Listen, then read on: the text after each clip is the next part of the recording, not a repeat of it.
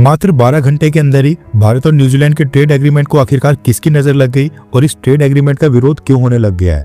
America का क्या रोना धोना सामने निकल कर आ रहा है और बांग्लादेश के अंदर अननोन गनमैन्स ने अब कौन सा नया कांड कर दिया है। काफी सारी इंपॉर्टेंट अपडेट्स आ रही हैं जो आपको मेन स्ट्रीम के न्यूज चैनल्स के ऊपर भी देखने को नहीं मिलेंगी, इसलिए वीडियो को एंड तक देखिएगा। सबसे पहले बात करते हैं भारत और अमेरिका के बारे में, क्योंकि जिस ट्रेड डील का इंतजार पूरा भारत और अमेरिका कर रहा था वो अब डीरेल होते दिखाई दे रही है। रेफरेंस के लिए आपकी स्क्रीन के ऊपर आर्टिकल का स्क्रीनशॉट है।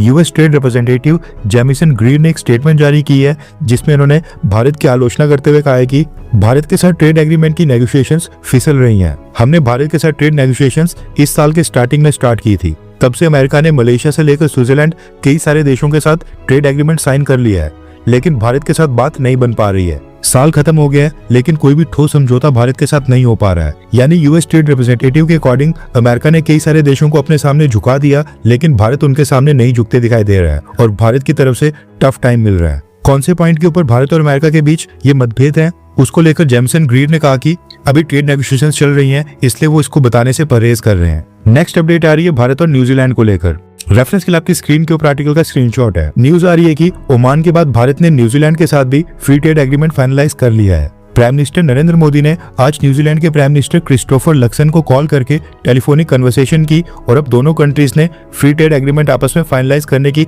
अनाउंसमेंट भी कर दी है, जिसके बाद अब 95% गुड्स और सर्विसेज एक दूसरी कंट्रीज के अंदर टैरिफ फ्री होंगी, यानी उनके ऊपर कोई भी टैरिफ चार्ज नहीं किया जाएगा। न्यूज निकल कर आ रही है कि ये एग्रीमेंट अगले 3 महीने के अंदर साइन कर लिया जाएगा। मे बी न्यूजीलैंड के प्राइम मिनिस्टर भारत आए या फिर प्रधानमंत्री मोदी ये एग्रीमेंट साइन करने न्यूजीलैंड जाए, या फिर हो सकता है कि ऑनलाइन वर्चुअल मोड से ये एग्रीमेंट साइन हो जाए। ओमान के साथ भी सेम हुआ था। फ्री ट्रेड एग्रीमेंट दोनों देशों ने 4-5 महीने पहले ही फाइनलाइज कर लिया था, लेकिन साइन तब हुआ जब प्रधानमंत्री मोदी ओमान की विजिट के ऊपर गए। इसके अलावा प्राइम मिनिस्टर्स ऑफिस ने अनाउंस किया है कि न्यूजीलैंड अगले 15 सालों में भारत में $20 बिलियन की भी इन्वेस्टमेंट करेगा। इस एग्रीमेंट में मोबिलिटी एग्रीमेंट का भी एक क्लॉज ऐड किया गया है, जिसके अकॉर्डिंग न्यूजीलैंड भारत के स्टूडेंट्स और भारत के प्रोफेशनल्स को इजी टर्म्स के ऊपर वीजा इशू करेगा, यानी कि भारत के स्टूडेंट्स और वर्कर्स को आसानी से न्यूजीलैंड का वीजा मिलेगा। और इसी एग्रीमेंट पे जो वीजा वाला क्लॉज है, इसको लेकर न्यूजीलैंड में कुछ मिनिस्टर्स ने इसका विरोध किया है कि इससे इमिग्रेशन बढ़ेगी और ये वीजा वाला क्लॉज इस एग्रीमेंट से बाहर किया जाना चाहिए। इसके साथ ही भारत ने अपनी डेयरी मार्केट का एक्सेस भी न्यूजीलैंड को नहीं दिया है, जो कि न्यूजीलैंड में अर्निंग का एक बहुत ही बड़ा सोर्स है। इसकी वजह से भी न्यूजीलैंड की कोलिशन गवर्नमेंट को टारगेट किया जा रहा है। अब ये ट्रेड एग्रीमेंट बिल न्यूजीलैंड की पार्लियामेंट से पास भी करवाया जाना है, जो आमतौर पर नॉर्मल सा टास्क होता है, लेकिन कोलिशन गवर्नमेंट होने के कारण ये एग्रीमेंट न्यूजीलैंड के अंदर डिले हो सकता है। अब ये मुद्दा इतना सीरियस है कि न्यूजीलैंड के विदेश मंत्री विंस्टन पीटर्स ने भी आज एक स्टेटमेंट जारी करके कहा है कि वो भारत के साथ इस फ्री ट्रेड एग्रीमेंट का विरोध करते हैं और उनकी पार्टी इस एग्रीमेंट को सपोर्ट ही नहीं करती है। यानी कि एक फॉरेन मिनिस्टर जो गवर्नमेंट का हिस्सा होता है वही अपने प्राइम मिनिस्टर और ट्रेड मिनिस्टर को सपोर्ट नहीं कर रहा है, इसलिए ट्रेड एग्रीमेंट न्यूजीलैंड के साथ बीच में कुछ समय तक अटक भी सकता है। न्यूजीलैंड के प्राइम मिनिस्टर क्रिस्टोफर लक्सन तो ये ट्रेड एग्रीमेंट साइन करने के लिए काफी एक्साइटेड है और आज उन्होंने स्टेटमेंट भी जारी की है, लेकिन उनको सभी पार्टीज का सपोर्ट हासिल करना होगा। कोलिशन गवर्नमेंट में काफी सारी पार्टीज के सपोर्ट से सरकार बनती है और अगर किसी भी पार्टी ने सपोर्ट पीछे ले लिया तो उनकी सरकार गिर भी सकती है। जहां तक बात है भारत की, पिछले 5 सालों में ये भारत का 7वां फ्री ट्रेड एग्रीमेंट होने वाला है। न्यूजीलैंड से पहले भारत ने साल 2021 में मॉरिशस के साथ साइन किया था, 2022 में ऑस्ट्रेलिया और यूएई यानी यूनाइटेड अरब एमिरेट्स के साथ साइन किया था, 2024 में यूरोपियन फ्री ट्रेड एसोसिएशन के साथ एक ट्रेड एग्रीमेंट साइन किया था, जिसमें आइसलैंड, नॉर्वे और स्विट्जरलैंड वगैरह आते हैं। इस साल यूनाइटेड किंगडम यानी कि ब्रिटेन एंड देन उसके बाद ओमान के साथ भी फ्री ट्रेड एग्रीमेंट साइन किया गया था। नेक्स्ट अपडेट आ रही है इंडियन एविएशन सेक्टर को लेकर। अगर आप प्लेन से ट्रैवल नहीं भी करते हैं तो आपको फिर भी ये पता होगा कि भारत में प्राइमरली 2 एयरलाइंस कंपनीज हैं जिन्होंने सबसे ज्यादा passenger market share take over करके रखा हुआ है, इंडिगो एयरलाइंस और एयर इंडिया ग्रुप, जिसमें एयर इंडिया एक्सप्रेस और विस्तारा की फ्लाइट्स आती हैं, जो कि अब तो खैर मर्ज हो गई हैं। अब जो इंडिगो एयरलाइंस है वो डोमेस्टिक एविएशन मार्केट की किंग मानी जाती है। भारत के अंदर अलग अलग सिटीज और अलग अलग स्टेट्स के अंदर सबसे ज्यादा डोमेस्टिक फ्लाइट्स और पैसेंजर्स इंडिगो के पास ही हैं। सेकंड नंबर के ऊपर डोमेस्टिक में एयर इंडिया ग्रुप आती है, लेकिन जो इंटरनेशनल रूट्स के ऊपर है उसमें अब तक इसके ठीक उल्टा था।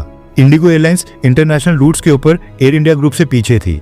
इंटरनेशनल में सबसे ज्यादा फ्लाइट्स और कस्टमर्स एयर इंडिया के पास ही थे। अब हम थे इसलिए बोल रहे हैं क्योंकि न्यूज निकल कर आ रही है कि इंटरनेशनल सेक्टर में भी भारत की इंडिगो एयरलाइंस ने एयर इंडिया को पीछे छोड़ दिया है और नंबर्स काफी रिमार्केबल निकल कर आ रहे हैं। रेफरेंस के लिए आपकी स्क्रीन के ऊपर आर्टिकल का स्क्रीनशॉट है।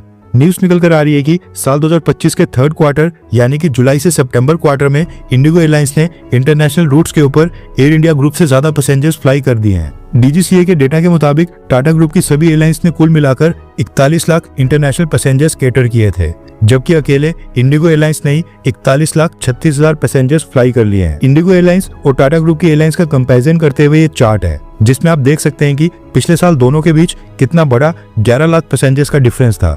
इंडिगो एयरलाइंस इंटरनेशनल रूट्स के ऊपर एयर इंडिया से 11 लाख पैसेंजर्स कम फ्लाई कर रही थी, लेकिन क्वार्टर बाय क्वार्टर ये डिफरेंस कम होते गया और रिसेंट क्वार्टर में तो इंडिगो एयरलाइंस ने एयर इंडिया ग्रुप को बीट ही कर दिया है।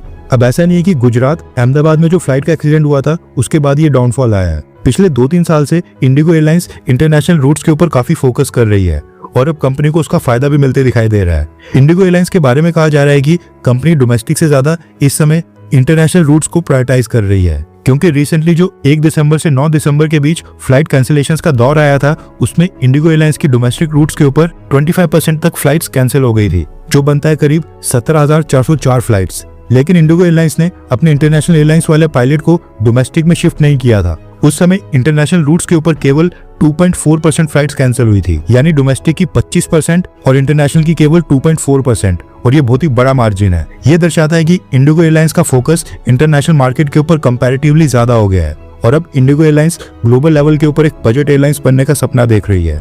बाकी सब तो ठीक है, लेकिन एयर इंडिया का लगातार डाउनफॉल भी काफी चिंता का विषय है। टाटा ग्रुप के टेक ओवर के बाद भी कंपनी अपने आप को रिवाइव नहीं कर पा रही है और लगातार कस्टमर्स लूज कर रही है। डोमेस्टिक के बाद अब इंटरनेशनल रूट्स के ऊपर भी इंडिगो एयरलाइंस नंबर 1 बन गई है। नेक्स्ट अपडेट आ रही है बांग्लादेश से। न्यूज निकल कर आ रही है कि उस्मान हादी के बाद एक और स्टूडेंट लीडर जो कि बांग्लादेश के स्टूडेंट्स की पार्टी एनसीपी का लीडर था, उसके ऊपर अननोन गनमैन्स ने हमला कर दिया है। रिपोर्ट्स के अकॉर्डिंग स्टूडेंट्स की एनसीपी पार्टी के खुलना डिविजनल चीफ और सेंट्रल ऑर्गेनाइजर मोतालेब सिकदार के ऊपर जानलेवा हमला हुआ है। इसके सर के ऊपर गोली मारी गई है और वीडियो रिकॉर्ड करते समय बांग्लादेश के हॉस्पिटल में इसका इलाज चल रहा था। उस्मान हादी की हत्या के बाद तो बांग्लादेश में काफी बड़े लेवल के ऊपर प्रोटेस्ट देखा गया था। अब ये देखना होगा कि मोतालेब सिकदार को लेकर क्या सीन बनता है।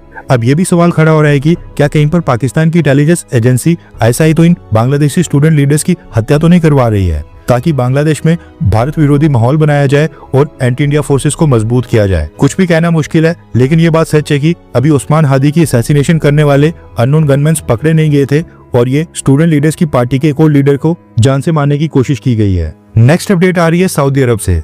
पाकिस्तान के साथ म्यूचुअल डिफेंस एग्रीमेंट साइन करने के बाद न्यूज निकल कर आ रही है कि सऊदी अरब ने पाकिस्तान के आर्मी चीफ और field marshal general Asim Munir को सऊदी अरब का 2nd highest civilian honour King Abdul Aziz medal of excellent class award किया है। भारत के प्राइम मिनिस्टर नरेंद्र मोदी को सऊदी अरब ने जो अपने देश का हाईएस्ट सिविलियन ऑनर दिया था उसका नाम था किंग अब्दुल अजीज साश। कहने का मतलब है कि प्रधानमंत्री मोदी को साल 2016 में सबसे हाईएस्ट सिविलियन ऑर्डर साश से ऑनर किया गया था। उसके बाद 2nd नंबर के ऊपर आता है king Abdul Aziz medal of excellent class और ये मिला है फील्ड मार्शल आसिम मुनीर को।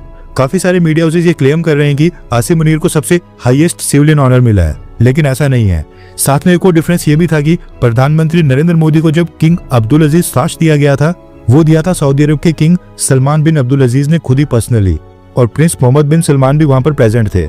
लेकिन ये जो पाकिस्तान के फील्ड मार्शल आसिम मुनीर को king Abdul Aziz medal of excellency दिया गया है, ये सऊदी अरब के डिफेंस मिनिस्टर प्रिंस खालिद बिन सलमान ने दिया है। यानी कि सऊदी अरब के किंग और प्रिंस मोहम्मद बिन सलमान वो भी वहां पर प्रेजेंट नहीं थे। कंपैरिजन करने का तो खैर कोई मतलब नहीं बनता है, लेकिन कहने का मतलब है कि प्रधानमंत्री मोदी और आसिम मुनीर के अवार्ड्स सेम नहीं है। एक हाईएस्ट सिविलियन ऑनर है और दूसरा हाईएस्ट नेशनल ऑनर, और रैंक में प्रधानमंत्री मोदी वाला ऑनर आसिम मुनीर से ऊपर आता है। हालांकि ये भी पाकिस्तान और सऊदी अरब के बीच बड़ी डेवलपमेंट है। आसिम मुनीर को अमेरिका के साथ साथ सऊदी अरब भी इतनी रिकॉग्निशन दे रहा है। आसिम मुनीर जो पाकिस्तान की अवाम के बीच प्रोपेगेंडा और नैरेटिव्स फैलाने की कोशिश कर रहा है, इस अवार्ड से पाकिस्तान के अंदर उसकी पोजीशन और भी स्ट्रांग होगी।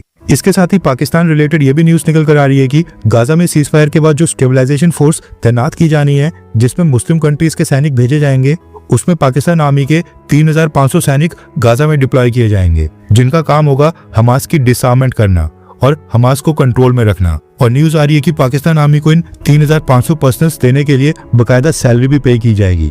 हर 24 घंटे के अंदर जियोपॉलिटिक्स में बड़े फेरबदलाव और उलटफेर हो रहे हैं और भारत के लिए नए चैलेंजेस आ रहे हैं। कोई देश अपने फैसले से पलट रहा है तो कोई देश ब्लैकमेलिंग के ऊपर उतर आया है। सभी देश एक दूसरे को नीचे लगाने की कोशिश कर रहे हैं। इन सब के बीच हमारा भारत किसी भी देश से पीछे न रह जाए, इसके लिए मोदी सरकार लगातार कोशिशें कर रही है। एंड भारत की foreign policy, defence news, economy और ग्लोबल अफेयर्स का सही एनालिसिस हमारे चैनल इंडियन अफेयर्स का मिशन है, और ये मिशन आपके सपोर्ट के बिना अधूरा है। इंडियन अफेयर्स हिंदी के ऊपर हम सभी फैक्ट्स और डेटा बिल्कुल सरल भाषा में एनालाइज करते हैं, बिना किसी एजेंडा के। अगर आप चाहते हैं कि इंडियन अफेयर्स का सही और ऑथेंटिक एनालिसिस आप तक लगातार पहुंचे, तो इस वीडियो को लाइक करें और हमारे चैनल इंडियन अफेयर्स को सब्सक्राइब करके बेल नोटिफिकेशन ऑन करना मत भूलिए। आपका एक लाइक हमारे चैनल को ग्रो करने में काफी मदद करेगा, और एक सब्सक्राइब ये सुनिश्चित करेगा कि आप किसी भी इंपॉर्टेंट अपडेट को मिस ना करें। अगर आपने हमारे चैनल को पहले से सब्सक्राइब किया है तो दिल से धन्यवाद। जय हिंद, वंदे मातरम।